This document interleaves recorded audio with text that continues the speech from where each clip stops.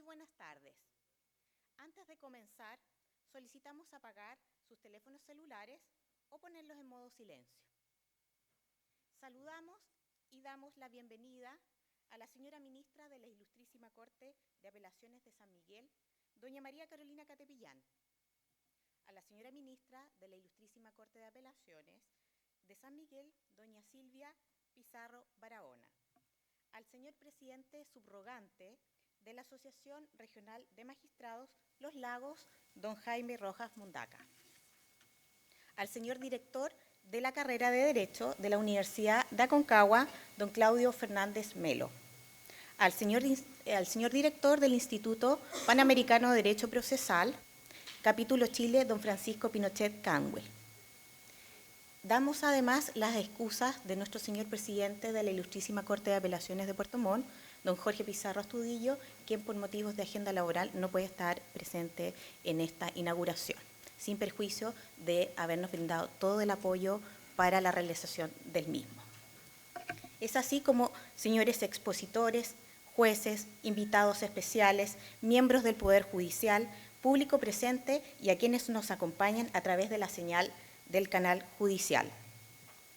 Para la Asociación Regional de Magistrados Los Lagos, es un agrado contar con su presencia en esta quinta versión de las Jornadas Judiciales de Derecho Civil y Procesal Civil, organizadas con el patrocinio de la Ilustrísima Corte de Apelaciones de Puerto Montt, gracias a lo cual el seminario es transmitido en vivo por quinto año consecutivo a través de la señal streaming del canal de televisión del Poder Judicial, disponible en la página www.poderjudicialtv.cl. De manera especial también agradecemos el gran apoyo que nos ha brindado este año el Instituto de Estudios Judiciales, quien a través de su presidente envía saludosos afectos a todos los presentes, y a la Universidad de Aconcagua, al Instituto Panamericano de Derecho Procesal Capítulo Chile y a la Corporación de Asistencia Judicial de la región del Biobío, quienes nos han permitido dar vida nuevamente a este evento en la región de Los Lagos. Para dar inicio a estas jornadas, en primer lugar, reproduciremos un saludo de la presidenta de la Asociación Nacional de Magistrados, doña María Soledad Piñero Fuensalida, quien por razones de agenda no pudo acompañarnos. Buenas tardes a todas y a todos.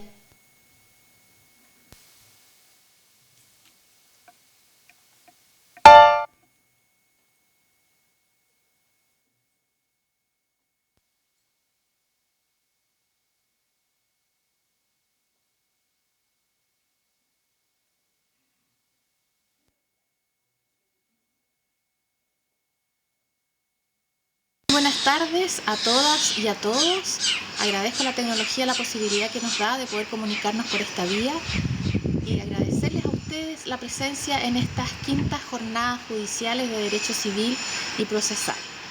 Creo que para la Asociación Nacional de Magistrados es un orgullo estar en esta oportunidad acompañándolos, así como también participando de esta actividad en la que no solo los jueces están presentes, sino que los distintos intervinientes en las actividades judiciales. Creo que este inicio nos permitirá conocernos, debatir y ojalá lograr conclusiones que nos permitan mejorar nuestro trabajo en la judicatura.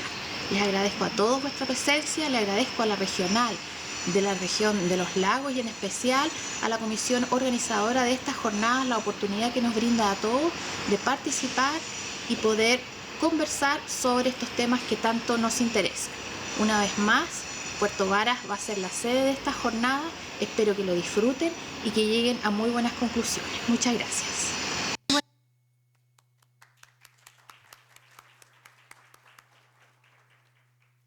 A continuación, los invitamos a entregar su saludo a don Jaime Rojas Mundaca, presidente subrogante de la Asociación Regional de Magistrados Los Lagos.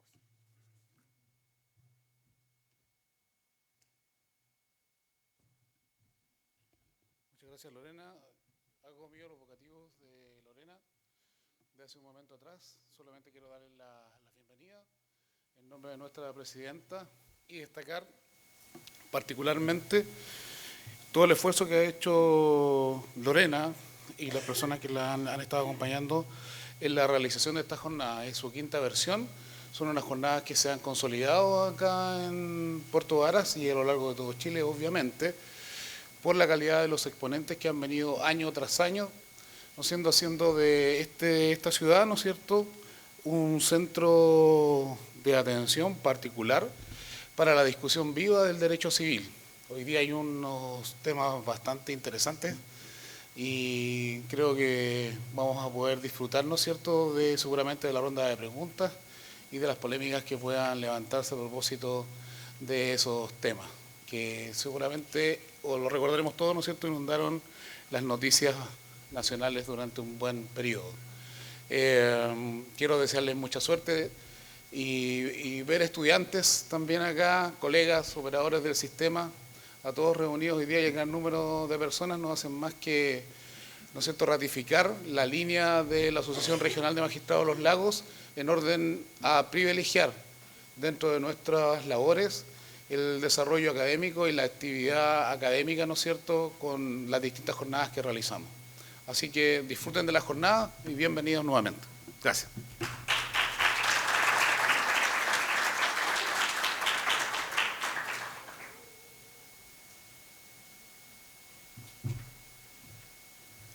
A continuación, dejamos con ustedes al director de la carrera de Derecho de la Universidad de Aconcagua, don Claudio Fernández Melo.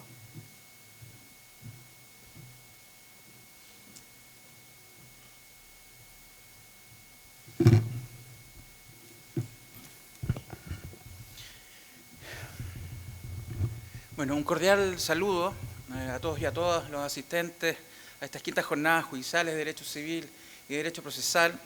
Especialmente, bueno, hago mío también los vocativos a los ministros de corte que nos acompañan, jueces, abogados y particularmente a estudiantes, nuestros estudiantes, ¿no es cierto?, de la Escuela de Derecho de la Universidad de Aconcagua en la sede de Puerto Montt. Y que, como vemos, como ha sido la tradición, con bastante entusiasmo y convocatoria, nos acompañan ya podríamos decir, una imperdible jornada de Derecho Civil en nuestra zona. Para la Universidad de Aconcagua, y particularmente para la Escuela de Derecho, es un orgullo poder colaborar por tercer año consecutivo.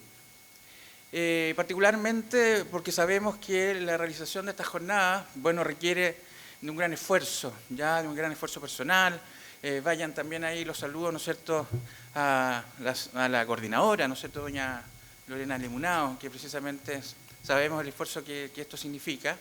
Y bueno, y el esfuerzo también para nosotros como universidad, porque la Universidad de Aconcagua es una universidad regionalista, pequeña, que precisamente a través de este tipo de actividades trata de cumplir con sus compromisos, compromisos no solamente porque hay que honrar la palabra, hay compromisos asumidos, ¿no es cierto?, en este caso con la Asociación de Magistrados, sino que también hay compromisos asumidos con la comunidad universitaria y, como ya dije, con nuestros alumnos. La Escuela de Derecho de la Universidad de Aconcagua es una noble escuela en esta zona y que precisamente se ha transformado en un canal de oportunidades para nuestros estudiantes, para aquellos que realmente quieren, a través del estudio del derecho, cumplir ciertos sueños, cumplir ciertos objetivos, ciertas metas que se han planteado en la vida.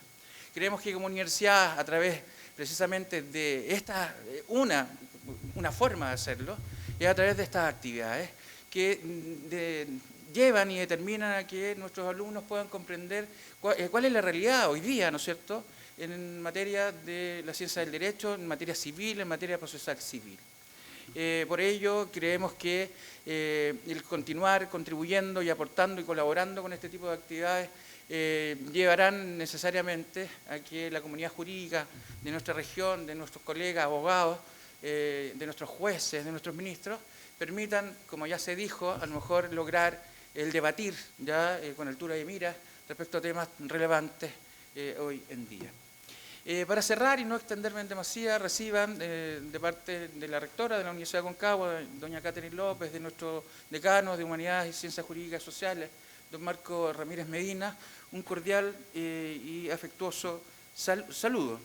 De tal manera que creemos que con la calidad de los expositores, de los docentes que nos acompañan hoy día, vamos a contribuir precisamente con aquello, con un granito más para el desarrollo de nuestra ciencia del derecho, a lo cual creo que todos queremos y llevamos con orgullo. Muchas gracias.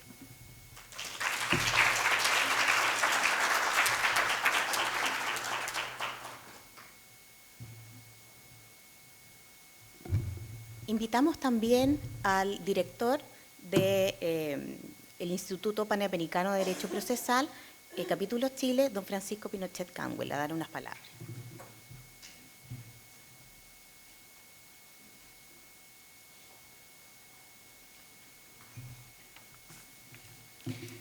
Buenas tardes a todos, señores ministros de Cortes de Apelaciones, señores magistrados y magistradas, señores profesores, abogados, estudiantes de Derecho, señores funcionarios del Poder Judicial y público en general asistente. Para nosotros es un honor poder estar presente en estas nuevas jornadas, dando nuestro patrocinio a esta tan importante misión. El Instituto Panamericano de Derecho Procesal tiene por objeto la investigación, el estudio, la difusión del derecho procesal, pero naturalmente no puede quedar encapsulado en esa única disciplina del derecho que se materializa en su expresión a través de una rama tan importante del derecho como lo es el derecho civil. Es por eso que no podemos estar ajenos a esta importante iniciativa en la cual queremos transmitir desde el ámbito del derecho comparado, que es lo que aporta el Instituto Panamericano, como su nombre lo indica, agrupa a los países de toda Latinoamérica, en su mayoría, e incluyendo a España, e intenta transportar a nuestro territorio aquellas instituciones del derecho comparado que más puedan aportar a nuestras instituciones. Y a su vez, mira en ese horizonte del derecho comparado aquellas otras instituciones de las cuales también tenemos que tener cuidado y no dejarnos entusiasmar a veces por ser soluciones que podrían aparecer como muy convenientes, pero que muchas veces se muestran ajenas al debido proceso. Así que, como ya dije, por estas razones es un honor para nosotros estar acá y damos la bienvenida junto con la magistrada Lorena Lemunado a todos ustedes. Muchas gracias.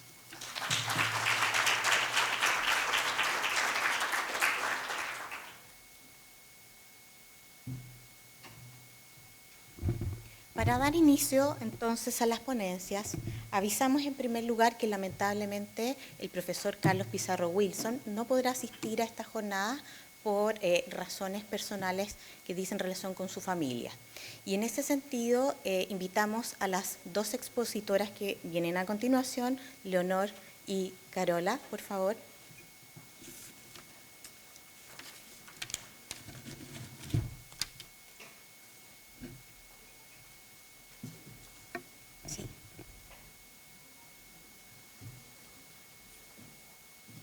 Que a modo de resumen, este módulo está pensado precisamente, como está en el programa, abarcar el derecho de los bienes que es tan importante y de tanta aplicación práctica en nuestra región.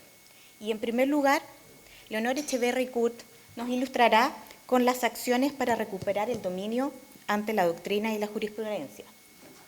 Demasiada presentación quizá es superflua en el sentido de que todos conocen a Leonor. Leonor no solamente ha sido una destacada académica, sino que es desde el 2015 abogada integrante de la excelentísima Corte Suprema y además tenemos el honor de tenerla como presidenta, segunda presidenta mujer del Colegio de Abogados de Chile. Así que damos un aplauso para invitar a Leonor.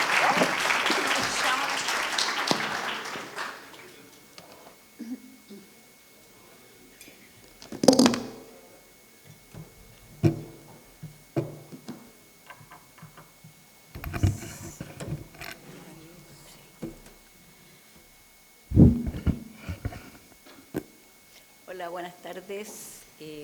Quiero primero que nada agradecer por esta invitación. Siempre es un agrado venir a esta ciudad tan bonita y además Lorena se encarga hasta de tenernos el tiempo bueno, así que quiero agradecerles a todos los organizadores que uno puede personificar en Lorena, que es la que en el fondo uno ve, pero creo que estas jornadas han ido, digamos, superándose cada vez, creo que son muy buenas y creo que todo lo que tenga por objeto que podamos pensar un ratito, salir de las profesiones que estamos ejerciendo y poder pensar un ratito en a dónde va quizás o qué es lo que está pasando con el derecho civil y con el derecho procesal también. Por lo tanto, pensando en que no me quiero pasar en el tiempo, que es muy feo, pues, yo había puesto aquí. Quiero contarles que en el fondo la ponencia que yo traigo viene de una cosa que es bastante práctica. Nosotros tenemos una serie de problemas con las acciones de dominio, básicamente por tener una posesión inscrita versus muchas veces unas tenencias materiales que no se arreglan, digamos, en la práctica. Y bueno, como estas son jornadas, digamos, más bien en que están aquí presentes quienes ejercen, quienes son del Poder Judicial, quiero contarles que a nosotros nos tocó ver un caso en que una persona demandaba de arriendo a la mujer con sus hijos que estaban adentro de una casa que era de un señor X y bueno, opuso en ese minuto cuando se vio el arrendamiento diciendo que en realidad ella no era parte del contrato de arriendo porque el contrato de arriendo era de su marido y el marido se había ido, digamos. Entonces por lo tanto no vivía ahí y perdió el juicio de arrendamiento. ¿Ya? Y bueno, acto continuo fue por la acción de precario y bueno, lo que pasa muchas veces con la acción de precario es que esto de no tener título alguno es bastante en algunos casos amplio y es bastante vago en el sentido de cómo se puede determinar y entonces hay una postura, digamos, que es fuerte en la jurisprudencia que es entender que si la persona en cierta forma no entra a un inmueble por la ventana, entonces resulta que tiene algún título. ¿Ya? Y por lo tanto estaba claro que en este caso no entró por la ventana, estaba casado con el señor que había arrendado y por lo tanto también fue desechada la acción de precario. Y si bien uno puede tener simpatía por una de las dos posturas, etcétera, lo que yo me pregunto y lo que voy a tratar de ver en estos minutos es qué hace el dueño de ese inmueble, porque en el fondo, en este caso preciso, ya había agotado dos acciones que, entre comillas, le tocaban y la cual seguramente pensó que iba a irle bien, y sin embargo, teniendo aquí, la persona sigue adentro. Cuando la jurisprudencia rechaza a los precarios, no es porque entienda, y jamás ha sido así, que la persona tiene un título, digamos, tiene un título de dominio, ni mucho menos, sino que entiende que tiene un título para estar ahí.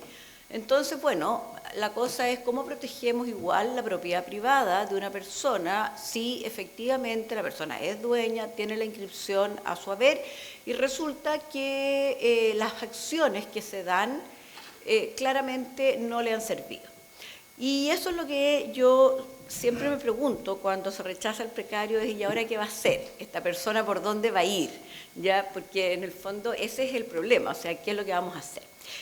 Y bueno, lo que yo quiero, digamos, en estos ratos es entender qué acción uno podría ejercer para recuperar nada más que la tenencia material de la cosa. Y esta pregunta se puede, digamos, señalar también en base a señalar específicamente si puede el dueño de un bien raíz inscrito reivindicarlo de quien lo detenta materialmente. Y estas son las razones que empiezan aquí a dar vuelta. ¿Por qué? Porque todos los que están aquí, incluidos los alumnos, sabrán que la acción reivindicatoria obviamente se establece en contra del poseedor no dueño. Y ahí entonces empezamos por el problema, porque aquí estamos hablando no de un poseedor no dueño, estamos hablando de un mero tenedor. Y por lo tanto el mero tenedor tal como lo hemos visto, digamos, no va a ser un poseedor, no es el actual poseedor, y de acuerdo a la posesión, a la teoría de la posesión inscrita que nosotros, digamos, tenemos en nuestro país, se supone, el que sigue siendo poseedor es aquel que tiene la inscripción en el conservador. Y por lo tanto, en este caso, la tiene el que está tratando de recuperar la cosa. A él le falta un pedazo, digamos, de su posesión, que es la tenencia material. Pero claramente la definición que se da en el artículo 889 del Código Civil es clara en señalar que efectivamente solo puede reivindicarse contra el actual poseedor, entendiendo que el poseedor no reconoce dominio ajeno y en este caso justamente estamos por un mero tenedor. Por lo tanto, si uno lo plantea desde este punto, tendríamos que decir claramente que no se podría reivindicar contra el mero tenedor, lo cual ya nos crea un problema.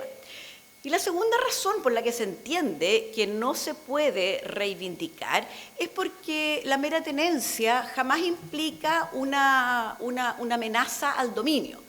El mero tenedor jamás llega a adquirir la cosa por prescripción adquisitiva. Por eso es que no le dieron la acción reivindicatoria, no porque se les ocurrió, digamos, que efectivamente no debía tenerla por otra razón. O sea, la acción que protege el dominio se llama reivindicatoria porque protege el dominio.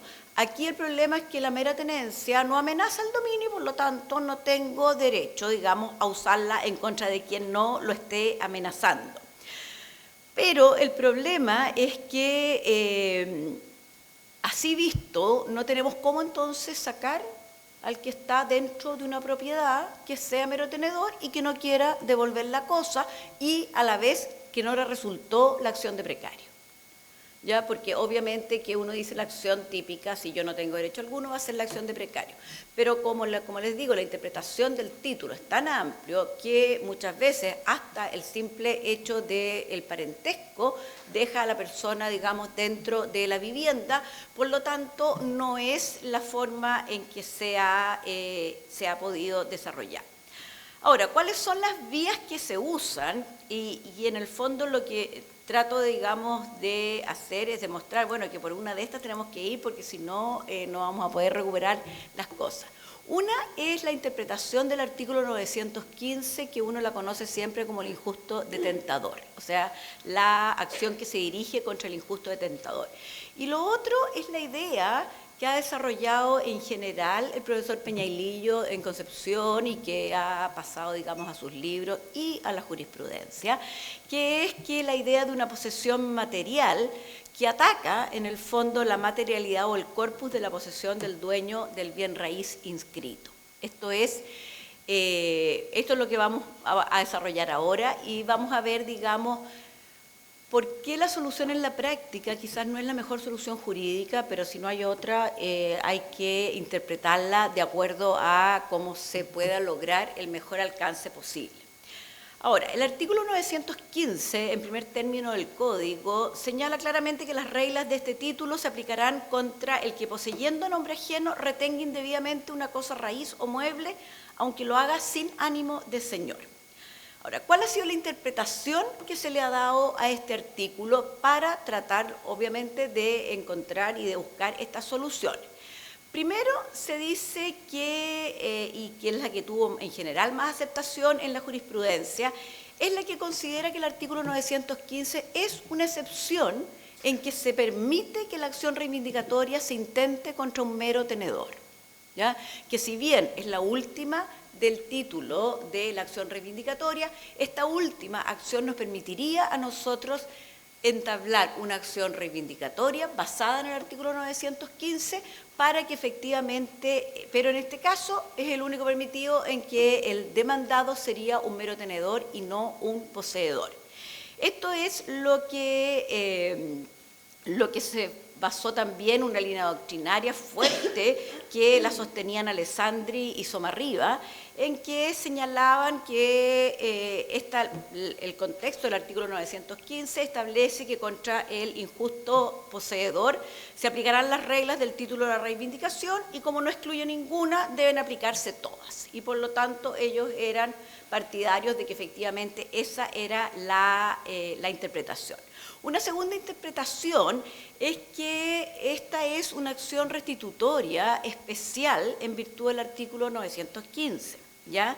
Y esto para un importante sector de la doctrina chilena, este artículo 915 dice que no hace excepción a que sea una acción reivindicatoria para perseguir la cosa, sino que sería una acción restitutoria a la cual uno puede aplicarle las reglas de las prestaciones mutuas, que eso es lo que en el fondo se persigue, que no es una concesión de una acción reivindicatoria, sino la de una acción restitutoria distinta de ella, a la cual únicamente le serían aplicarle las reglas de la prestación mutua, interpretación que sostuvo desde un principio Claro Solar respecto a defender esto. Ahora, lo que habría que ver es si jurídicamente esto es así o en definitiva sería una acción reivindicatoria. ¿Por qué? Porque Claro Solar sostiene que el artículo 915 se trata de un individuo que sin ser poseedor, porque retiene la cosa sin ánimo de señor o dueño, se resiste indebidamente, es decir, sin derecho alguno para seguir con la cosa, a restituirla a la persona a cuyo nombre se poseía. Ahora, el problema es que esta aseveración de Claro Solar tiene dos pequeñas omisiones. Una, que el artículo 915 no se refiere solamente al que no tenga ánimo, dice aunque no tenga ánimo, por lo tanto, quizás la otra interpretación es más ajustada, porque si se dice aunque no tenga ánimo, claramente se entiende que se engloban las dos. Y además porque en el fondo lo que se pasa por alto un poco es qué es lo que se entiende por el llamado poseedor a nombre ajeno. ¿Quién sería este poseedor a nombre ajeno? Simplemente el que no posee bajo ningún respecto o el que está poseyendo a nombre de otro, ¿ya? Y en esto tenemos que ver cuáles son las posibilidades para saber si yo pudiera, en definitiva, entablar este artículo 915 y esta acción para recuperar, siempre teniendo en vista a este señor que sigue adentro, habiendo tratado yo con el arrendamiento y con el precario de obtener de vuelta la posesión material. Y por lo tanto, lo primero que hay dos posibilidades. Una, que el demandado hubiera entrado en la tenencia de la cosa en virtud de un contrato celebrado con el demandante. Bueno, hay un sinnúmero de contratos en que uno debe devolver la cosa cuando ha llegado el plazo o cuando se ha cumplido una condición, y una posibilidad entonces sería que si llega este plazo o condición y no se lo devuelven, uno pudiera usar la acción restitutoria y aplicarle, por el 915, las prestaciones mutuas. Es decir, yo tengo una acción que viene del propio contrato, eso está claro, para pedir la restitución, pero la gracia del 915 es que yo podría usarlo aplicando las prestaciones mutuas, que no dejan de ser en muchos casos. Otra posibilidad es que el demandado hubiera entrado en la tenencia de la cosa como consecuencia de un acto de un tercero. Supongan ustedes que alguien le dejó en un testamento una cosa que tiene que pasársela al otro cuando se cumpla la condición.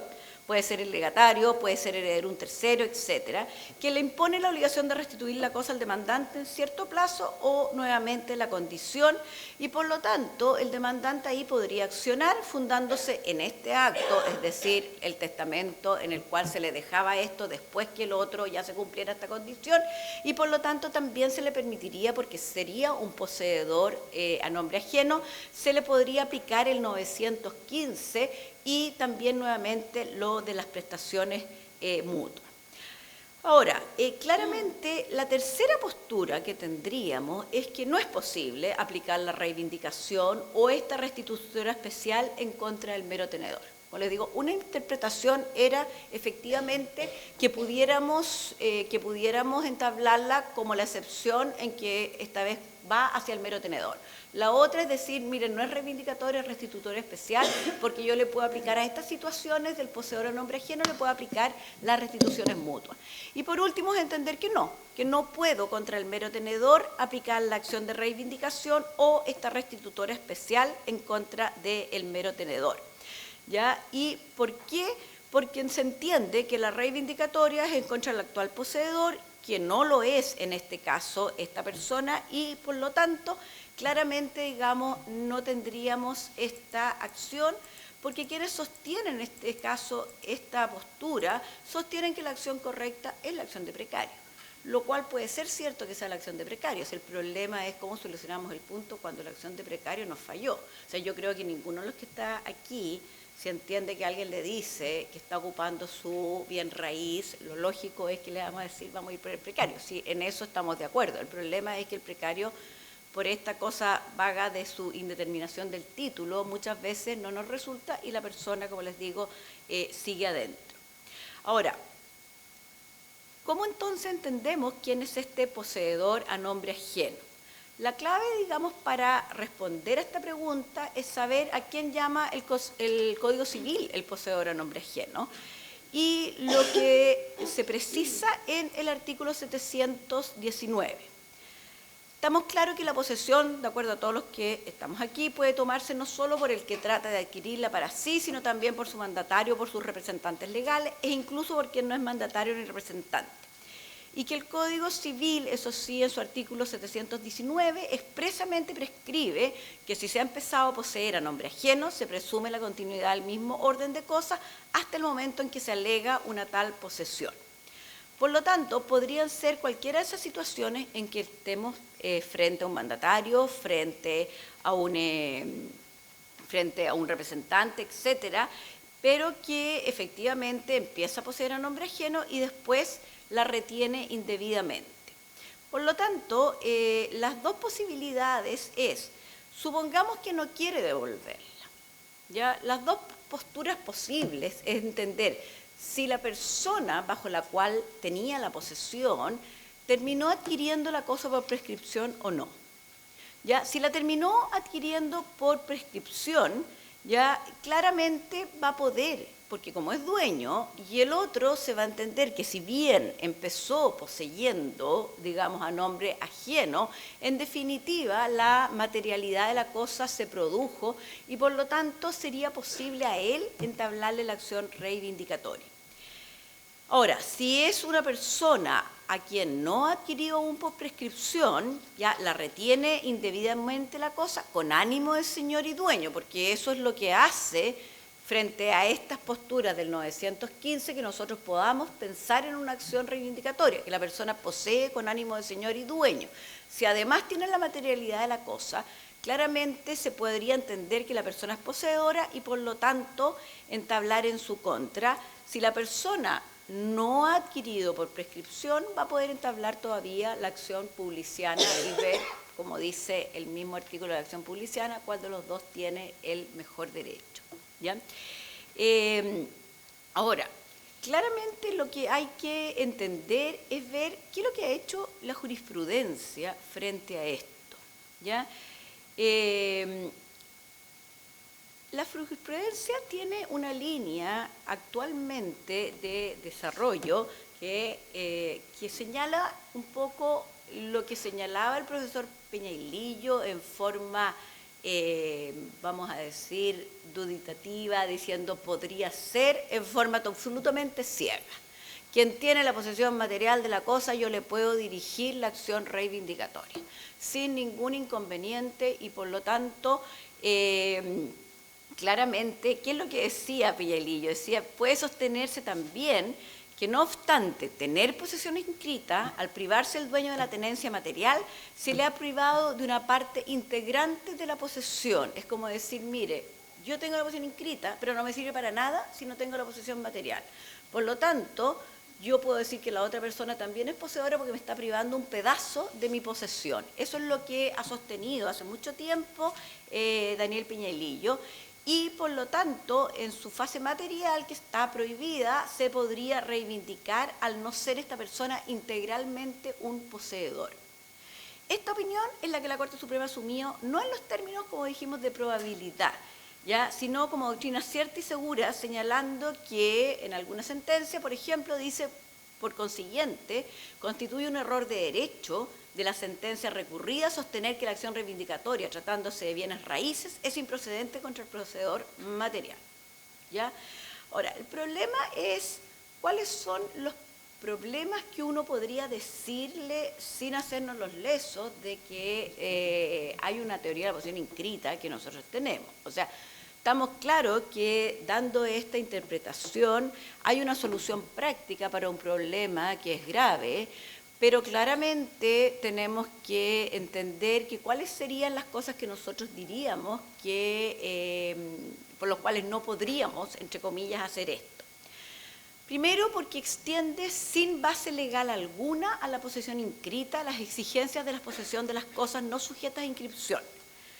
Pues en buenas cuentas exige respecto de aquella que se trate de una aprehensión de cuerpo y ánimo con independencia de la inscripción.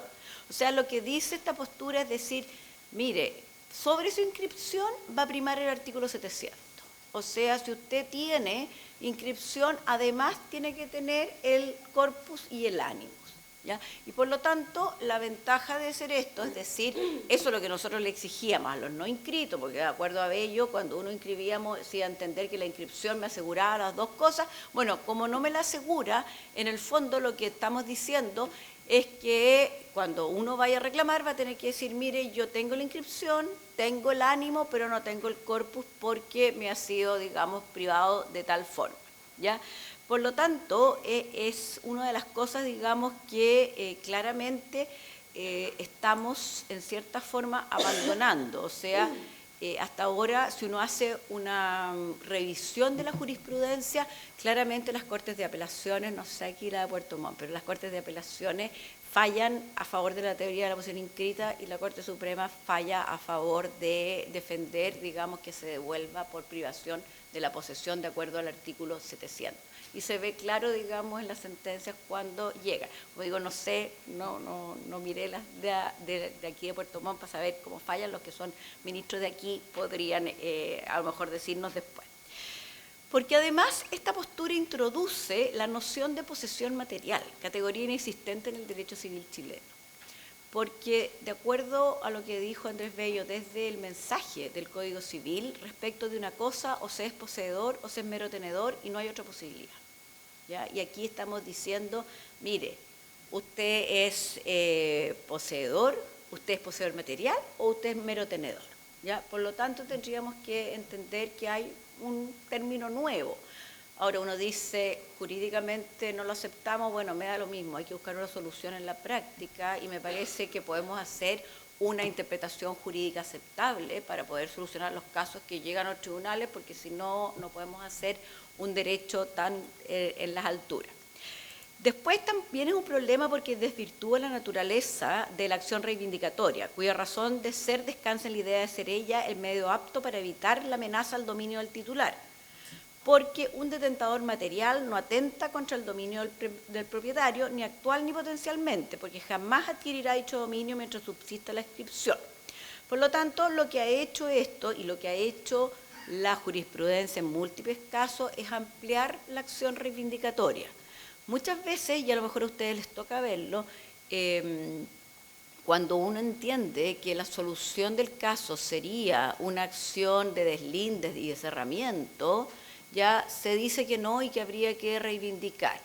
Y esos casos sí que son millones. ¿Por qué? Porque en algún minuto alguien puso un cerco un poquito más allá.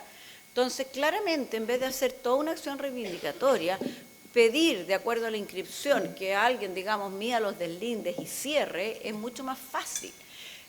Pero, por el otro lado, tenemos que ver la postura, digamos, que también puede ser un lado bueno, que es justamente decir, mire, vamos mejor con la reivindicatoria y usted reivindique su pedacito y demuéstreme que es dueño, que al final vamos a tener que medir igual y el peritaje se va a hacer igual, pero usted va a tener derecho a las prestaciones mutuas que en el caso del cerramiento no lo va a tener. Por lo tanto, también es pensable. Pero en la jurisprudencia hoy en día, sobre todo la de la Corte Suprema, da una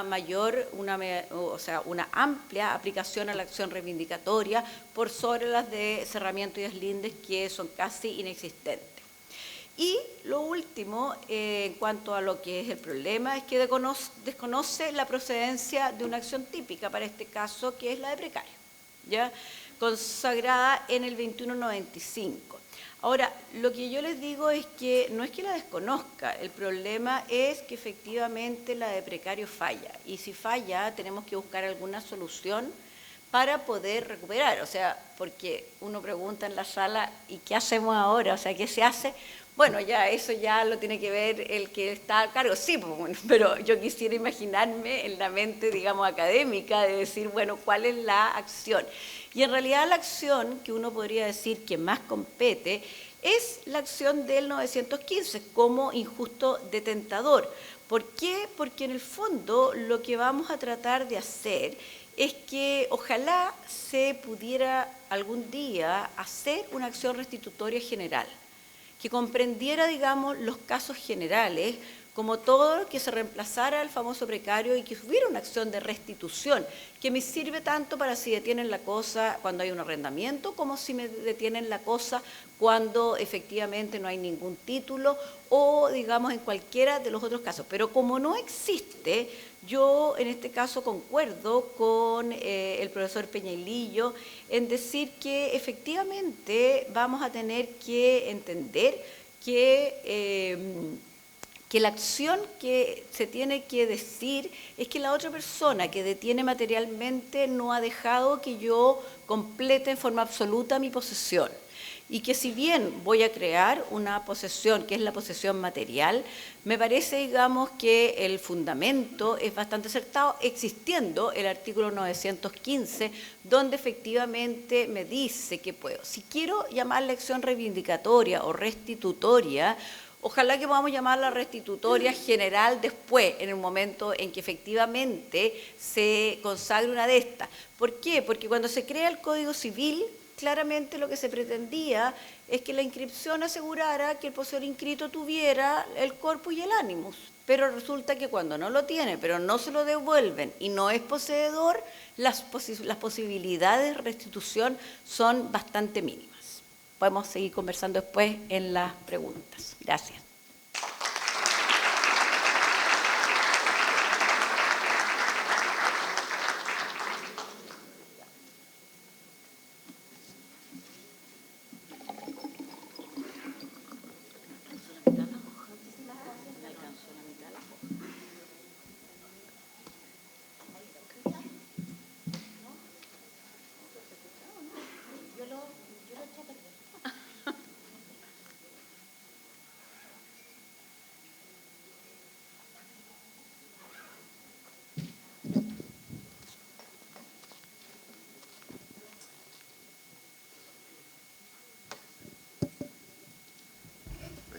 Ahí sí, ya.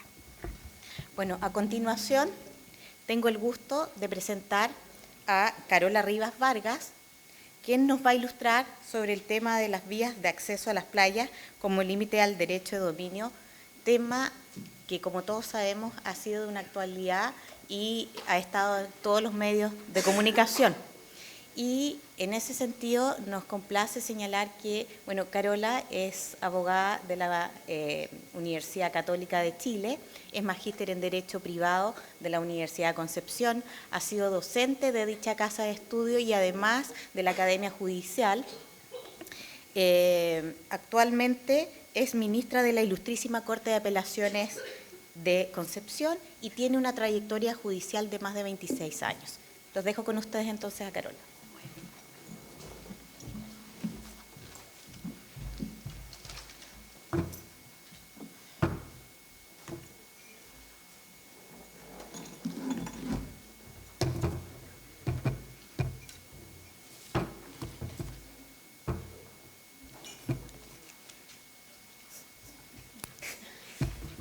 Buenas tardes a todos y a todas.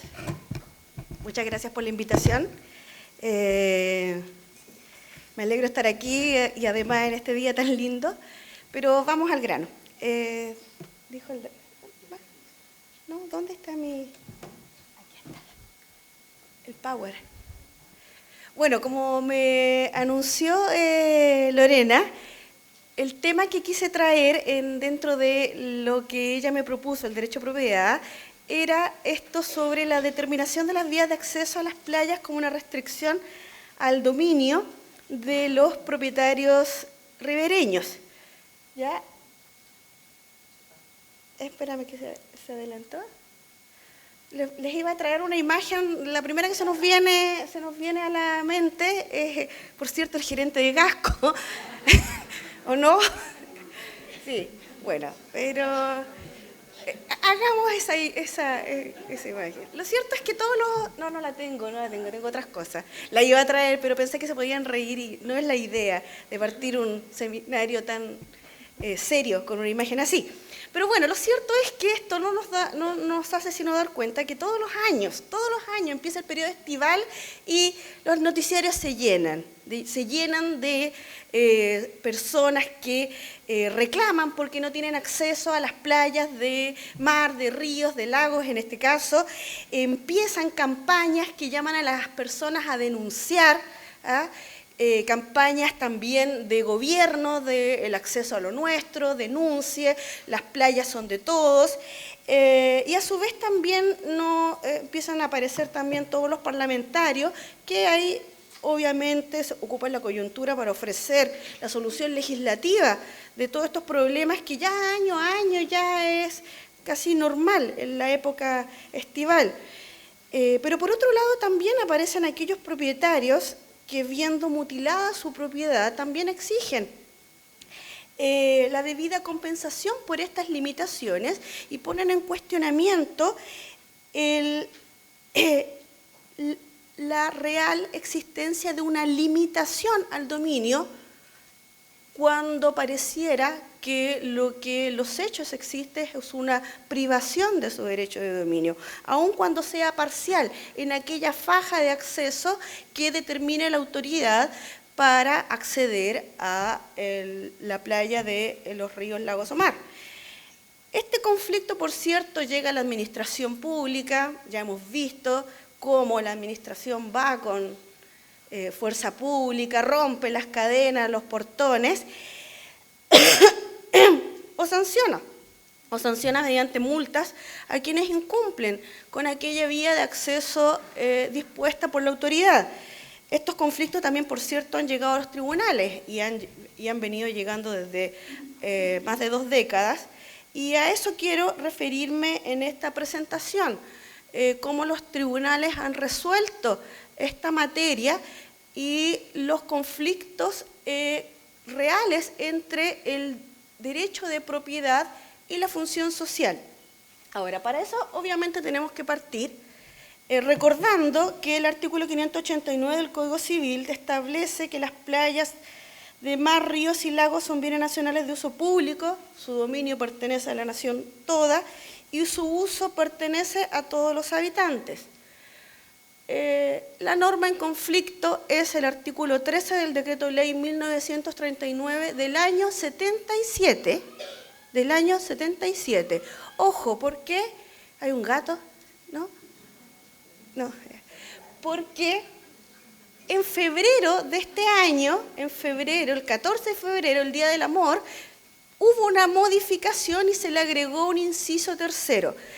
Esta norma se mantuvo inalterable desde ese año y disponía que los propietarios de terrenos colindantes con playas de mar, ríos o lagos deberán facilitar gratuitamente el acceso a estos para fines turísticos y de pesca cuando no existan otras vías o caminos públicos al efecto. Ahí ya vamos a ir viendo los presupuestos que tiene el inciso primero. Luego el inciso segundo le otorga al intendente regional a través de su dirección la facultad para fijar estas vías de acceso y señala la norma que las determinará prudencialmente, evitando causar daños innecesarios a los afectados. Quiero detenerme aquí porque ya podemos advertir que hay daños necesarios, ¿ya? De esta determinación, la norma hasta febrero de este año contenía una reclamación ante tribunales ordinarios, que era... dice, de esta determinación podrá reclamarse ante los tribunales ordinarios de justicia dentro del plazo de 10 días contados desde la notificación de la resolución de la dirección, los que resolverán con la sola audiencia del intendente y de los afectados, ¿ya? Este reclamo, por cierto, pretendía que fueran los tribunales ordinarios, en este caso los jueces civiles, verificaran la concurrencia entonces de los presupuestos del inciso primero, ¿ya? Los fines turísticos de pesca, que no haya otra vía de acceso y que efectivamente fuera un propietario de un colindante a una playa. Lo que agregó el inciso tercero lo que se agregó el 14 de febrero de este año es la norma sancionatoria. ¿Ya? Una vez fijadas las vías de acceso, en caso de contravención se establece una multa que puede ser reclamada bajo el procedimiento de juzgado de policía local, y ahí establece los montos y también los montos en caso de reincidencia. Les quiero adelantar desde ya que en el año 1996 hubo un intento de reglamentar este artículo 13, ya mediante un decreto supremo del Ministerio de Bienes Nacionales, que establecía la forma como debía proceder la Intendencia y Bienes Nacionales para determinar la forma como se realizaba esta determinación de vías de acceso y los procedimientos de reclamo.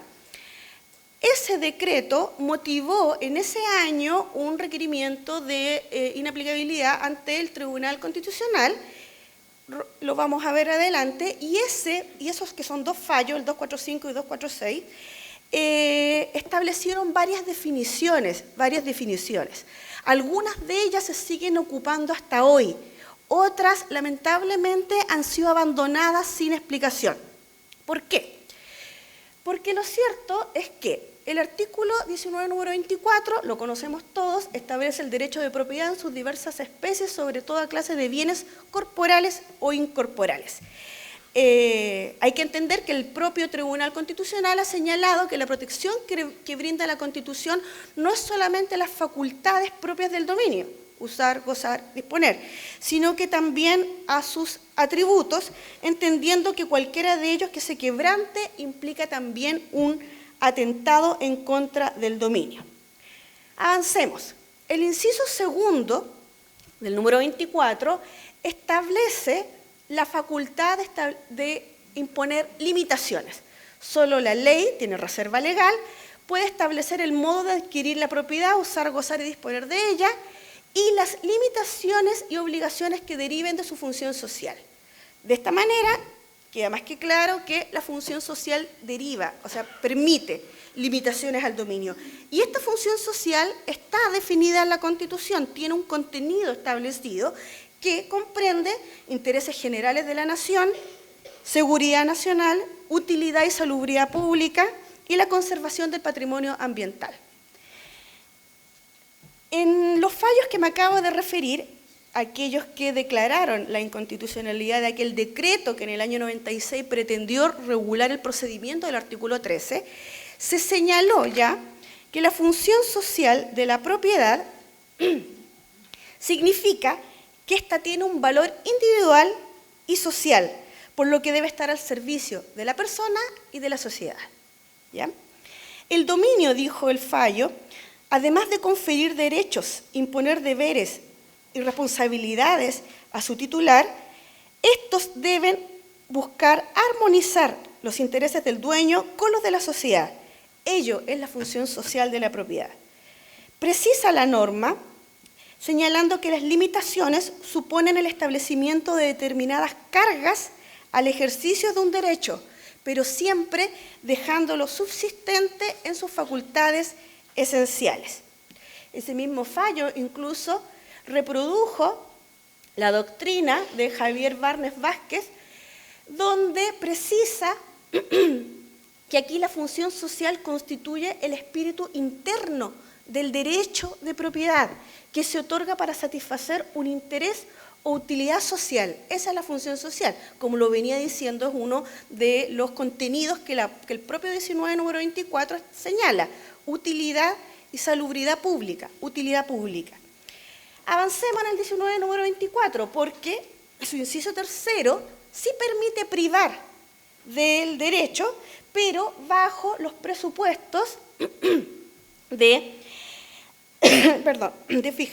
privar algunos de los atributos o facultades, pero en virtud de ley general o especial que autorice la expropiación, y aquí vienen los dos motivos: utilidad pública o interés nacional calificado por el legislador, con la salvedad, por cierto, de que en todos estos casos el propietario siempre tiene derecho a la indemnización por el daño patrimonial efectivamente causado. En estos casos también el Tribunal Constitucional ha señalado, hay un fallo de 21 de agosto del 2001, parece que viene ahí, sí, el 334-01, que privar significa despojar, quitar, sustraer una determinada propiedad de su titular. Pero en esta sentencia el Tribunal Constitucional lo amplía el concepto semántico, agregando que no solamente se priva cuando se despoja a su dueño total o parcialmente de alguno de los atributos del dominio o de sus facultades esenciales, sino que también cuando se emplean regulaciones que impiden ejercer libremente alguno de los derechos o atributos mencionados, regulaciones que impiden el ejercicio. Dice este fallo que en cambio se limita cuando se acorta, se ciñen o se reducen algunas de estas facultades. Y aquí viene la frase que vamos a ver a continuación, que debe ser lo esencial, y voy a ocupar la misma. Sin afectar su esencia, dice el Tribunal Constitucional. Porque si este acto de regulación afecta significativamente las facultades esenciales del dominio al punto de hacerlo desaparecer, no estamos frente a una limitación, estamos en ese momento frente a una privación. Pero la privación es admisible constitucionalmente. La diferencia es que la privación conlleva la correspondiente indemnización por actos de expropiación. En resumen, entonces, para terminar este capítulo introductorio, si bien la Carta Fundamental reconoce el derecho de propiedad en sus diversas especies y también reconoce la existencia de funciones o finalidades sociales que escapan al concepto individualista y privativo con el que siempre nos han enseñado el derecho de propiedad, establece requisitos para limitar y requisitos para privar. Para privar de ella necesitamos dos presupuestos: interés nacional, utilidad pública, expropiación e indemnización como efecto.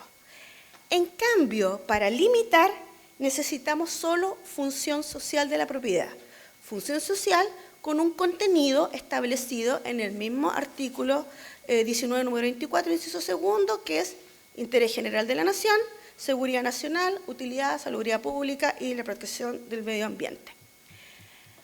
Vamos entonces en concreto. La limitación tiene sus límites. Lo dijo también un fallo de los que estamos analizando del Tribunal Constitucional.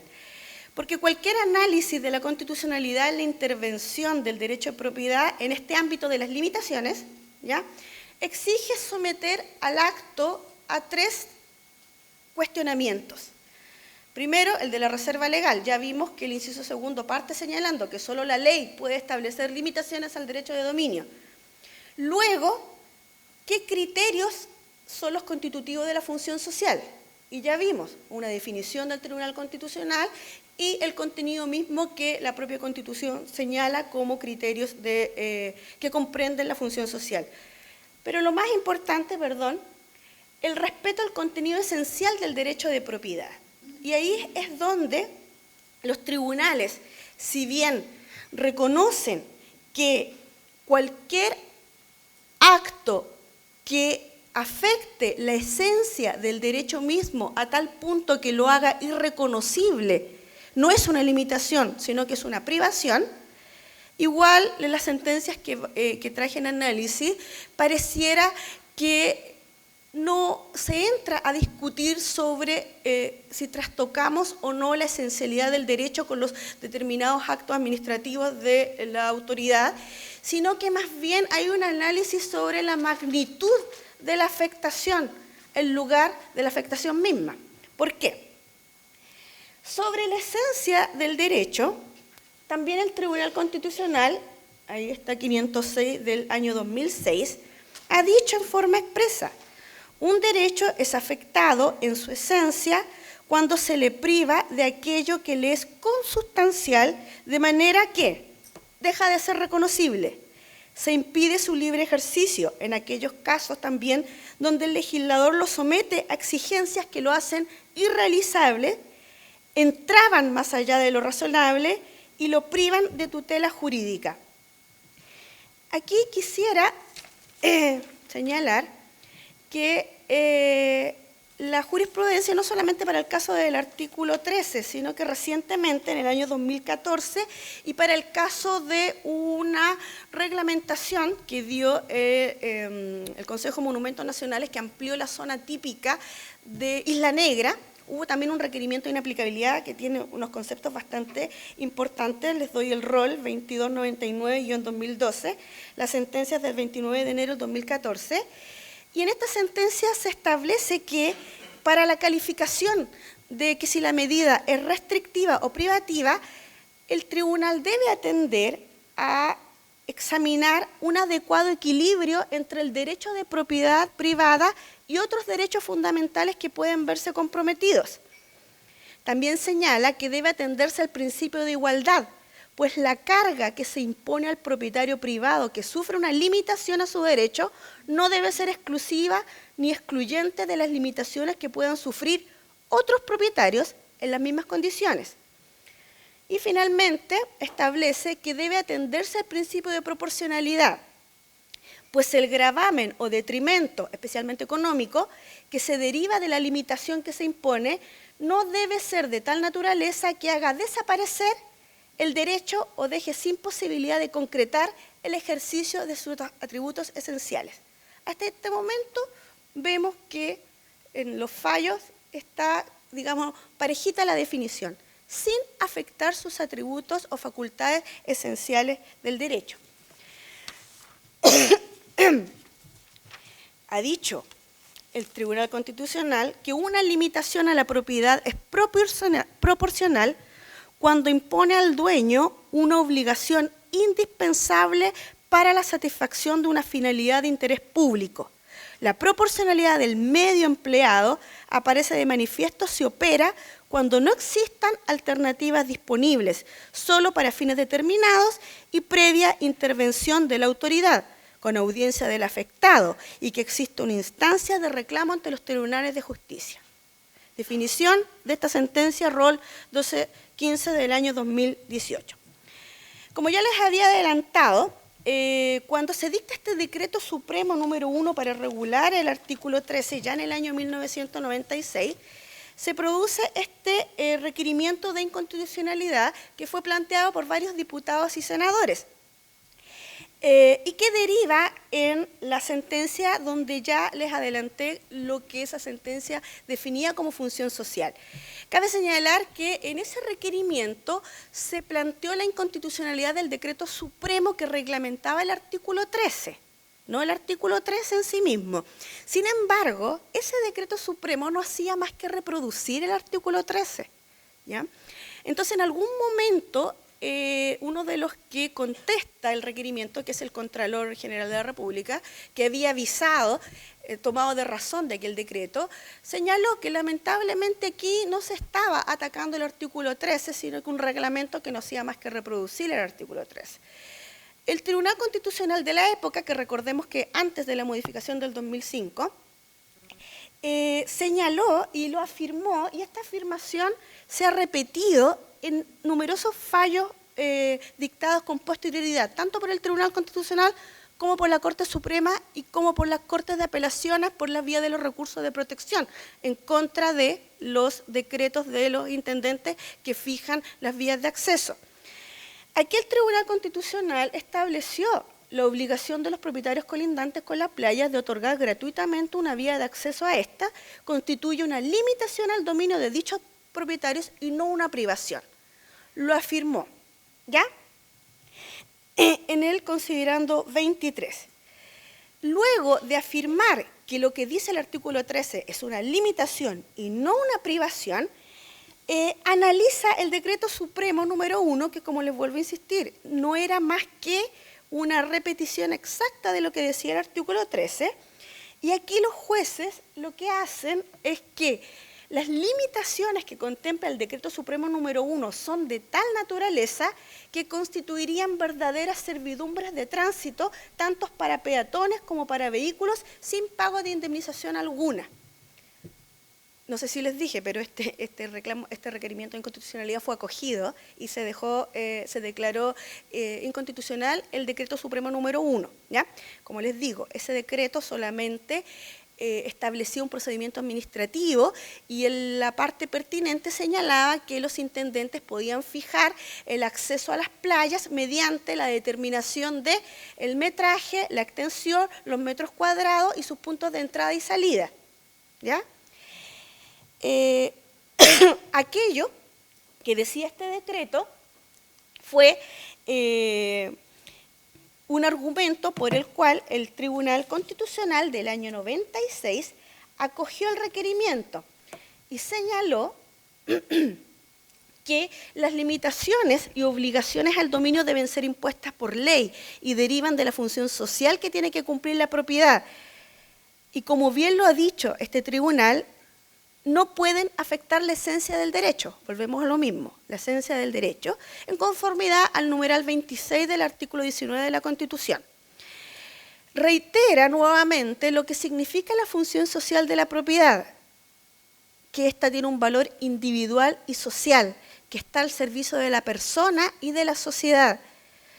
Luego señala que este decreto limita las facultades de uso y goce de tal forma que éstas pasan a constituir en la práctica, más que una limitación, una privación parcial del uso y goce al ejercicio del derecho de dominio. En este caso, no hay una privación total del uso y goce, pero sí una limitación que lo hace ilusorio en cuanto a sus atributos del dominio, y que es indudable que la especie causa daño y que éste debe ser indemnizado, considerando 34 de dicha sentencia. Hasta aquí tenemos claro lo que es función social, lo que protege a la Constitución, atributos y facultades, cuáles son, y también tenemos claro cuál es la diferencia entre privación y limitación, todas definidas en relación a la esencia del derecho del dominio, cuando se hace irrealizable, cuando se hace irreconocible, cuando los afectamos de tal manera que se impida su ejercicio. Hasta ese momento, dogmáticamente, estamos claros en todos los fallos. Sin embargo, a continuación, el Tribunal Constitucional ha rechazado todos los requerimientos de inaplicabilidad que se han planteado respecto al artículo 13 del Decreto Ley 1939, requerimientos que se han planteado por la vía de haber reclamado en primer término ante el juzgado civil mediante ese reclamo administrativo que vimos del inciso segundo del artículo 13, o cuando se tienen recursos de protección pendientes y también se recurre al Tribunal Constitucional para motivar la declaración de inaplicabilidad del artículo 13. Voy a destacar dos sentencias, ¿ya? A pesar de que son 3 o 4 que señalan lo mismo. La sentencia del rol 1141-2008 del 17 de marzo del 2009, en este caso se trataba de una resolución del intendente regional de la Araucanía que había fijado la vía de acceso a la playa del lago Villarrica por el sector de Villa Alegre y había señalado el decreto: esta faja la constituye un acceso peatonal ya existente que se inicia en tal punto, que termina en tal punto, de un ancho de 3 metros, de una extensión aproximada de 475 metros y de 1.700 metros cuadrados. Así más o menos vienen definidas siempre en las resoluciones de la Intendencia, ¿ya? La propietaria afectada dedujo el reclamo del inciso segundo del artículo 13 ante el juzgado civil, y mientras se tramitaba en el primer juzgado civil de Temuco, solicitó entonces al Tribunal Constitucional declarar inaplicable el artículo 13. ¿Qué dijo el Tribunal Constitucional en ese momento? Hizo el control de proporcionalidad, que vimos que era que era el tercer elemento para analizar si estaba o no afectada la esencialidad del derecho. Y ahí señaló que bajo un análisis de proporcionalidad, el medio dispuesto por el referido artículo 13 es idóneo para garantizar, yo no sé si ustedes conocen el test de proporcionalidad que se le aplica a los actos administrativos, especialmente para analizar su arbitrariedad o legalidad en el caso que por lo general uno le toca ver como ministro de Corte, recurso de protección, que es un test donde se debe analizar en primer lugar la idoneidad del medio empleado, la necesidad del medio empleado y en tercer lugar la proporcionalidad propiamente tal. El Tribunal Constitucional ocupa este mecanismo en bastantes sentencias para analizar sobre la inaplicabilidad de ciertas atribuciones que tienen ciertos órganos públicos, ¿ya? En este caso señaló que el medio dispuesto por el artículo 13 era idóneo para garantizar el acceso a la playa y con ello el efectivo uso público de los bienes nacionales de esa naturaleza. Bien. Además dijo que era necesario, porque el legislador se vale de él para que un bien nacional sea efectivamente de uso público. Y después señaló que era proporcional el medio empleado, lo cual dijo que era manifiesto, por cuanto la disposición legal establecía 3 requisitos: que no hubieran otras vías públicas de acceso, que solo fuera para fines turísticos o de pesca, y que incluso obliga al intendente regional a fijarlos con prudencia de manera tal de no causar daños innecesarios. Y eso significaba entonces el cumplimiento del control del test de proporcionalidad. Y rechaza. Lo interesante de este fallo, que si bien rechaza, cuando el acto no hacía sino aquello que el mismo Decreto Supremo 1, que ya había sido declarado inconstitucional en su momento, en el año 96, hacía exactamente lo mismo. Lo importante en este fallo, a mi entender, es que más bien evita pronunciarse, o más bien yo diría deja abierta la posibilidad de una indemnización, y eso es lo importante, ¿ya?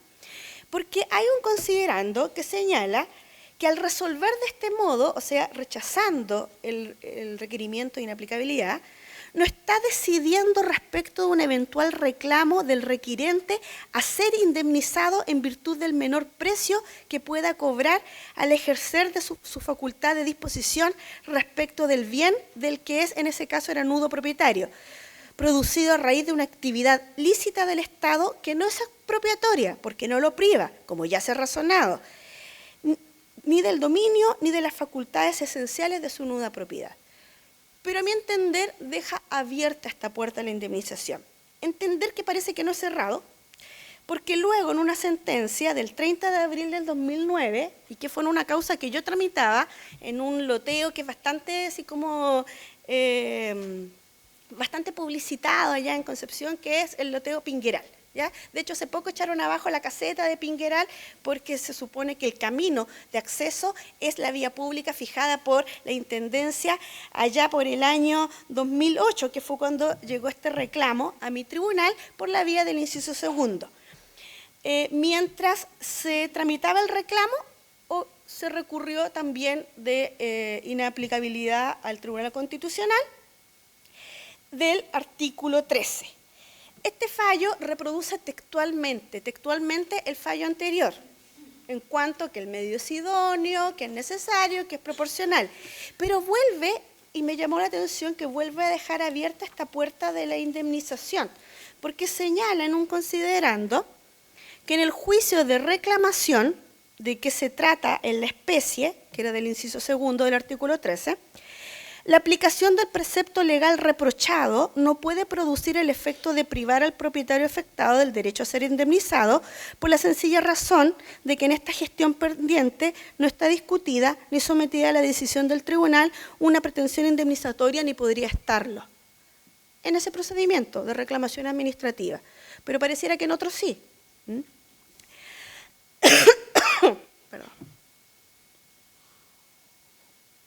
Ahora, me interesa rescatar, o sea, no rescatar, sino que señalar que esta postura del Tribunal Constitucional, y que a su vez la vimos en los mismos años repetirse en los recursos de protección tramitados ante la Corte Suprema, fue vehemente, pero vehementemente criticada por el profesor Sotoclós, ¿ya? Tiene una publicación que se llama Acceso a las playas, un retorno al estatismo expropiatorio, sentencia destacada, una publicación de Libertad y Desarrollo, donde manifiesta su más profunda oposición a las opiniones vertidas por el Tribunal Constitucional y por la Corte Suprema cada vez que ha calificado la aplicación del artículo 13. Y voy a leer esta parte, me parece que la puse ahí. Sí, esa. Decir, afirmar y sostener que se trata de una limitación va directamente en contra de la realidad diaria que muestra la más elemental y desprejuiciada experiencia que es posible ver en el terreno, de alguien que está allí y ve lo que ocurre. Fijado el acceso referido por la autoridad intendente, el propietario afectado pierde el uso y goce de esa faja destinada a vía de acceso. Se ve impedido de determinar él, por su propia decisión, el uso y goce que pueda darle, según sus propias convicciones o intereses o deseos, lo cual significa que ha visto en la realidad de los hechos, en la práctica, cercenada esa facultad esencial del dominio. Se ha visto y se encuentra privado de ella, y no solo eso, sino que también ha visto cercenado el atributo esencial de exclusividad, perpetuidad y absoluto que se le reconoce al derecho de dominio.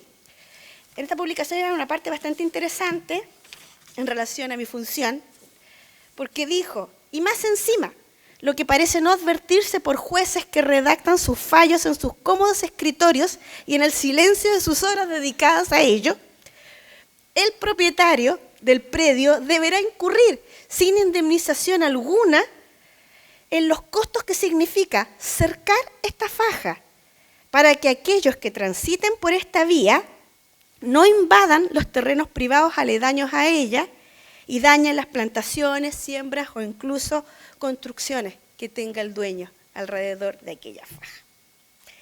Bueno, don Eduardo. Sí. Como les contaba, la Corte Suprema también ha rechazado cualquier cuestionamiento al artículo 13. Me interesa en este caso mencionar este recurso de protección de marzo del 2012, donde un particular recurre en contra de una inmobiliaria que cerró un paso que había sido por costumbre durante varios años utilizado en la práctica para acceder a una playa y en este caso no había una fijación a través de un decreto por el intendente respectivo conforme al artículo 13. Sin embargo, la Corte Suprema señala que la conducta de los recurridos, o sea, la inmobiliaria que cierra el paso, constituye una actuación ilegal porque infringe el artículo 13 del Decreto Ley 1939, situación que se configura en autos a través de actos de cerramiento, como les señalé, aun cuando en ese caso no existía una resolución que estableciera vía de acceso. En el recurso siguiente, en 8390, que es una sentencia del año 2014, es la dueña contra el intendente en la fijación de la vía de acceso a la playa de Punta Parra, que también es de mi zona. Y aquí también el recurrente lo que reclama es que le están estableciendo una verdadera servidumbre de paso. Vuelvo a insistir, si uno se fija en los contenidos de esos decretos, siempre señalan de dónde inicia, dónde termina, cuál es el ancho, cuál es la longitud. ¿Ya? Y que dice la Corte nuevamente, reitera que el artículo 13 solo contiene una limitación a las facultades y atributos del dominio, pero no una privación. O sea, es el copia y pega de la sentencia 245 y 246, pero sin un análisis de si efectivamente o no tenemos afectado alguna de las facultades esenciales o atributos. En estos dos fallos de cortes de apelaciones, el primero de la Corte de Rancagua, los traigo a colación porque aquí sí se hace alguna diferencia, pero que va más referida a la magnitud de la afectación del derecho. ¿Ya? En la sentencia de la Corte de Rancagua es un club de surf, Puertecilla, que reclama contra un proyecto inmobiliario que les cierra el acceso por donde siempre habían bajado, en vehículo, en camioneta, con sus tablas de surf, a la orilla de la playa. ¿Ya? Y se los cierran. Recurre de protección y la inmobiliaria responde al recurso diciendo, ¿sabe qué? Efectivamente lo cerramos, pero fui a donde la Intendencia a fijar voluntariamente la vía de acceso a la playa, Puertecillo, y la fijamos por un acceso peatonal que baja por este risco. ¿Ya? ¿ya? Y es de 50 centímetros de ancho. No, esto está ponido en color, pero es como eso, ¿ya? La Corte de Rancagua rechaza el recurso del Club de Surf, porque dice que el derecho a acceder a los bienes nacionales de uso público consagrado en el artículo 13 del decreto ley no se satisface según las expectativas o caprichos subjetivos de los recurrentes, sino que debe responder o estar acorde a elementos objetivos, más aún cuando el acceso garantizado por el legislador lo es a través de predios particulares. Y todos ellos, además, con el presupuesto de no provocar daños innecesarios, ¿ya? Este argumento lo reitera la Corte de Apelaciones de Valdivia en un fallo del 6 de febrero del 2017. ¿Ya? Aquí, para acceder a una playa del lago Ranco, se había fijado a través de una resolución del año 2003 una vía de acceso. Pero una comunidad cercana dijo que por ese acceso solamente podían acceder a una playa denominada La Poza o Laguna, y ellos querían acceder a otra que se llama Playa Calcurrupe, que significaba que este tramo, que venía así como derechito, para allá iba para la playa La Poza, y ellos querían ahora que hubiera otra bifurcación hasta la playa Calcurrupe, más o menos. ¿Qué es lo que dijo la Corte de Valdivia? Rechazó el recurso, porque dijo nuevamente que el derecho a acceder a los bienes nacionales de uso público consagrado en el artículo 13 no puede pretender satisfacer necesidades particulares, debiendo nuevamente fundarse en elementos objetivos, ¿ya? Y vuelve a insistir en que el legislador exige que no se ocasionen perjuicios innecesarios. Y en este caso, la vía fijada en el año 2003 permitía el acceso a la playa, y el fallo lo dice. Y desde esa playa, usted caminando 450 metros por el borde, puede llegar a la otra playa que usted quiere ir, ¿ya? Por lo tanto, tiene una vía de acceso. Ni siquiera falta el presupuesto constitucional, del artículo 13, que dice que es a falta de vía de acceso. Incluso se analizó que la playa no tenía fines turísticos porque no era apta para el nado, pero eso ya no era tan esencial. Lo cierto es que este fallo fue revocado por la Corte Suprema. 3-2 en todo caso, se revocó, se acogió el recurso, y se acoge el recurso nuevamente con la frase de el artículo 13 no establece privaciones al derecho del dominio, sino que solo limitaciones. De esta manera, el medio empleado es idóneo, es necesario, es proporcional, por lo tanto el decreto además está motivado, no es arbitrario, se rechaza el recurso, ¿ya? Con esto, y aquí concluyo. De estos ejemplos que les he traído, podemos partir señalando que no cabe duda que el contenido esencial del derecho es lo que la Constitución prohíbe vulnerar a través de limitaciones. Este contenido esencial ya vimos que incorpora facultades y atributos. Uso, goce, disposición, atributos, absoluto, exclusivo, perpetuo, inviolable. Cuando se impide entonces el ejercicio de estas facultades esenciales del dominio de esos atributos, evidentemente no hay una limitación. Pero en ese caso, y para determinar si lo que hay es una verdadera privación, realmente necesitaríamos que los tribunales, por la vía de la protección o por la vía del reclamo administrativo del artículo 13, entraran a analizar la afectación real que se está produciendo al derecho de dominio en relación a los decretos de los intendentes respectivos que fijan esta faja de acceso. Como hemos visto en estos fallos que he tratado de leer algunas partes, ustedes pueden leerlos completos, no hay análisis sobre el contenido esencial del derecho y cómo se ve o no afectado, sino que más bien, como lo traje en los últimos 2 fallos de Corte de Apelaciones, se analiza más bien la magnitud del daño que provocamos o no con el decreto, ¿ya? Sabemos que el Estado, sus órganos, tienen limitaciones, partimos por el artículo 5 de la Constitución, y de aquello no aparece análisis. Incluso me llama la atención que algunos de estos fallos resuelven como una colisión de derechos fundamentales cuando ha recurrido el particular afectado contra la intendencia. Y nosotros sabemos que las autoridades o el órgano público no es titular de derechos fundamentales, es titular de potestades y atribuciones. Un argumento jurídico que se base en la colisión de derechos fundamentales solo podríamos esgrimirlo si tengo un particular con otro particular. Lo que pasó, por ejemplo, los que reclamaban a una inmobiliaria que les cerró el paso al lago. Ahí sí. Pero en la mayoría de los recursos que tenemos y en los reclamos tenemos al particular propietario enfrentado a la autoridad.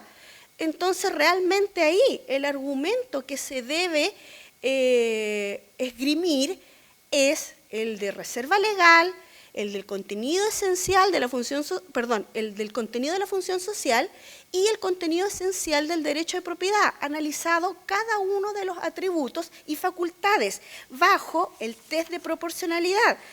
¿Por qué? Hay un fallo que del año 2007, que es el único que he podido encontrar que realmente deja sin efecto una resolución del intendente en un reclamo administrativo, y es de mi zona, no sé por qué, 5589-2004 del Tercer Juzgado Civil de Concepción, pero el fallo es del 2007. Y aquí el intendente del Biobío había fijado el acceso a una playa, Ramuncho, en Hualpén, bajo las siguientes condiciones: un camino de ingreso de una longitud aproximada de 1.524 metros desde el camino público en un ancho de 4 metros. Y aquí es donde está el punto, porque hasta ahí las resoluciones de la Intendencia como que siempre dicen lo mismo. Aquí habían agregado, cuya habilitación, administración, señalización, supervigilancia serán responsabilidad de la Municipalidad de Hualpén. Ahí parecía evidente la extralimitación, y realmente aparecía lo que estaban realmente decretando era un camino, una servidumbre, un paso sin expropiación. El fallo finalmente acoge el reclamo y la sentencia queda firme y ejecutoriada porque nadie la recurrió. En todo caso, no quiero decir que llegó a la Corte Suprema, no fue así, ¿ya? Pero 12 años después, y hoy día, por lo que vi en las noticias esta semana, se fijó una vía de acceso a esta misma playa, y es una vía peatonal sin estos excesos. Quizás ahí también tenemos un límite que parece evidente. Porque en resumen, no cabe discutir aquí el derecho de todos los habitantes de la República a acceder a las playas de mar, de río, de lagos, pero lo cierto es que en algunos casos, si bien el artículo 3 está, la limitación está autorizada por la Constitución, podemos incluso analizarla bajo estos criterios de proporcionalidad, pero en ningún caso podemos creer que cada vez que la fije la autoridad, ello excluye por sí ante sí una equitativa indemnización si efectivamente el acto administrativo, en el fondo, por más que diga el artículo 13 que limita, en los hechos priva, como dice Eduardo Sotoclós, priva. Y en ese sentido, estos dos fallos que también les mencioné al Tribunal Constitucional dejan abierta esa puerta para calificar el acto, no como una limitación, como una privación, y con eso perseguir, entonces, la justa indemnización. Porque el vocablo gratuito, recuerden que el artículo 13 dice que tienen obligación de otorgar paso gratuito. Ese vocablo gratuito es obviamente, tiene que entenderse, que impide al propietario cobrar entrada o lucrar. Pero ese gratuito no podemos entenderlo como también una gratuidad para el Estado que le está imponiendo una limitación que más que limitación parece privación. Al efecto podríamos, yo creo que sin ningún problema, acudir al artículo 38 como deber del Estado de indemnizar cualquier afectación, en este caso un derecho fundamental, derecho de propiedad. Y lo que también me llama la atención es que la propia Constitución establece privaciones y limitaciones de la propiedad. Sí, estamos bien. Es que esto se me ocurrió de repente. En los estados de excepción constitucional hay privaciones y limitaciones, pero la norma habla de que luego tendrán que ser indemnizados, artículo 41 o 42 de la Constitución, no me acuerdo. Pero incluso en un estado de excepción, la Constitución establece la indemnización. ¿No debería ser con mayor caso en un estado de normalidad constitucional si se está haciendo esa misma limitación o privación? Entonces, a mi entender, solamente una expropiación podría ser la solución que satisfaga el derecho de todos los habitantes de la República a acceder a las playas de ríos y lagos, y también conjugaría los derechos fundamentales del propietario que la Constitución garantiza. Y por qué no decir, evitaría que la espontaneidad de los turistas o de los parlamentarios de una determinada época, de las autoridades administrativas, fijaran aperturas gratuitas y muchas de ellas arbitrarias a cualquier playa y por cualquier vía. Muchas gracias.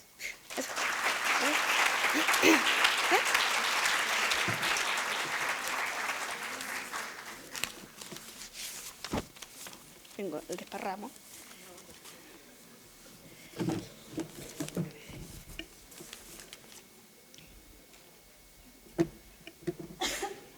Muchísimas gracias, Carola. A continuación, una breve ronda de preguntas a las expositoras. Daniela, por favor. ¿Quién levanta su mano? Francisco. ¿Alguien más para que después? ¿Ya? ¿Y qué más? ¿Alguien más? Ya, serían esas dos preguntas. Sí, yo creo, pero es que ¿cómo se lo va a pasar?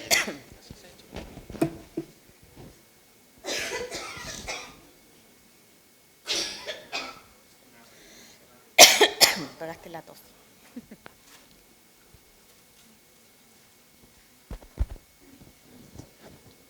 Mejor pasarlo a la gente.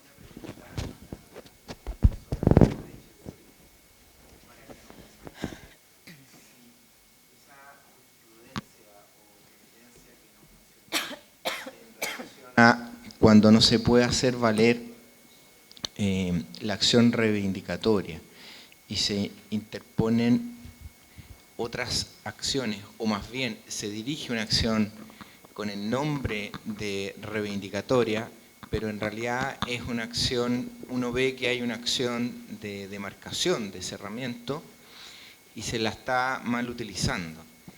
Si la jurisprudencia de la Corte Suprema toma en cuenta que muchas veces, en algunos casos, estas acciones adolecen incluso de defectos como lo sería, por ejemplo, el que se deja de solicitar en esas acciones reivindicatorias la cancelación de la inscripción de los títulos de la inscripción o títulos de dominio del poseedor que estaría poseyendo irregularmente con posesión inscrita, porque yo me ha tocado ver incluso esos excesos en esta utilización errada de acciones que en realidad no son la acción de reivindicación, pero que sí se las utiliza para intentar solucionar algunas situaciones que parecieran no tener otro remedio más eficaz, o derechamente se las está mal utilizando.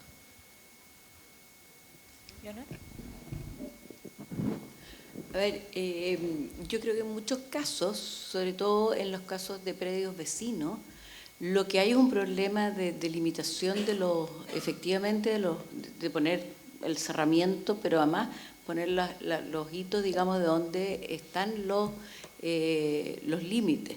¿Ya? Lo que pasa es que en general la Corte, digamos, va más y protege más la acción reivindicatoria porque entiende que hay una superposición, aunque no la hay en definitiva, de inscripciones. Y por eso es que sostiene que más que sería mucho más corto, que más que hacer un cerramiento, lo que hay que hacer es hacer una disputa porque la persona que en algún minuto de alguna cosa, o siempre estuvo así, corrió, digamos, sus límites, y sobre ese pedazo entonces hay una posesión de la otra persona que esa sí posee con ánimo señor y dueño, y por lo tanto esa no habría un problema, porque en definitiva nadie ha podido determinar dónde efectivamente tendría que ir el cerramiento.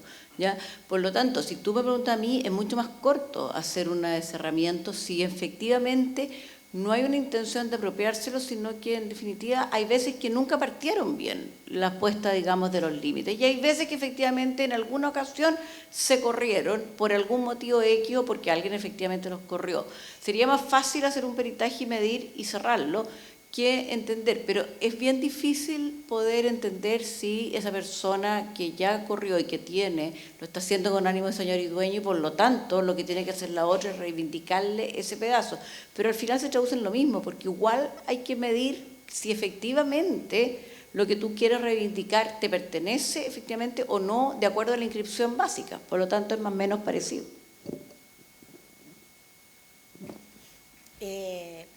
Colega de Castro, Jorge, de ahí. Sería la última pregunta para que vayamos al coffee.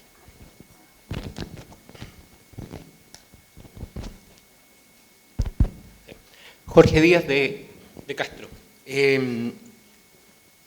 A la ministra de Concepción, una pregunta respecto de la a ver, si bien es cierto, esta regulación especial del artículo 13 del decreto ley establece esta posibilidad para el intendente de fijar caminos hacia los accesos a la playa. Muchas veces esos caminos han sido utilizados desde antigua data. ¿Pudo ver en su estudio y análisis si se habían efectuado a través o del decreto ley 850 o a través de la querella posesor especial del artículo 948, la posibilidad también de ese acceso a playas? No. Recuerda que el artículo 13 del año 77, yo en mi estudio solamente me dediqué a artículo 13. Perfecto. Artículo 13. Ahora, lo cierto, no sé si te sirve, pero lo cierto es que la mayoría de las veces, cuando el intendente determina vías de acceso, son por lo general aquellas de las vías que peatonalmente y remotamente han sido utilizadas. Acuérdate que esto tiene una audiencia, una visita en terreno, y por lo que uno ve en las fotografías y en las carpetas administrativas, son vías que generalmente la gente utiliza, ¿ya? Algunas veces esas vías son una vía peatonal, otras veces son un camino, sí, una vía que parece un camino público, pero la verdad es que mi análisis de sentencias y de resoluciones solamente de acuerdo al artículo 13 y desde el año 77.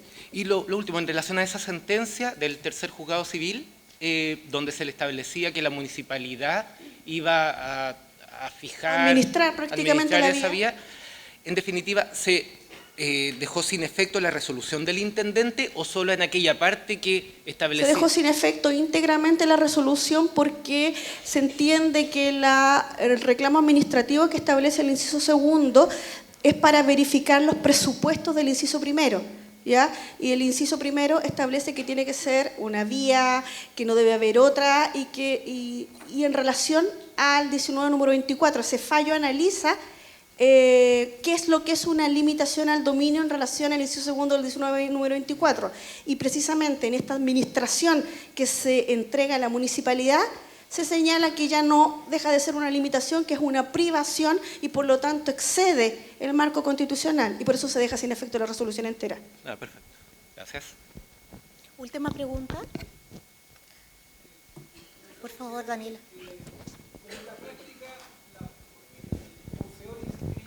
Como en la práctica el poseedor inscrito en Chile puede perder su posesión y su dominio en virtud del decreto de ley 2695, y esa es la situación más real, es decir, el mero ocupante después regulariza y quita la propiedad, ¿no procedería, en base a las tres posiciones que usted expuso, claramente una acción reivindicatoria, ya que incluso el artículo 1 de este decreto de ley habla del poseedor material como la persona que puede llegar a regularizar? Es decir, esta distinción, usted dijo, digamos, que no existía el poseedor material. El decreto de ley reconoce de forma expresa al poseedor material, ¿ya? Y le da un tremendo derecho como llegar a ser dueño simplemente por una posesión de 5 años. Por tanto, ¿no cree usted que a la luz de este decreto de ley, que es en la práctica y en Chile el instrumento en el cual el poseedor inscrito es privado de su dominio, efectivamente la acción reivindicatoria es como el único camino que queda para recuperar la tenencia? para recuperarla. Recuperar la posesión material Lo que del pasa es bien. que en el caso del decreto ley 2695 tiene normas que son especiales, o sea, tiene la acción reivindicatoria dentro, tiene la oposición respecto a la persona, no rige contra una inscripción, salvo que logre, digamos, acreditar la materialidad. Por lo tanto, tiene normas especiales. Cuando uno dice que la posesión material, así como lo que yo sostengo que no existe en el Código Civil, es una posesión material diferente a la mera tenencia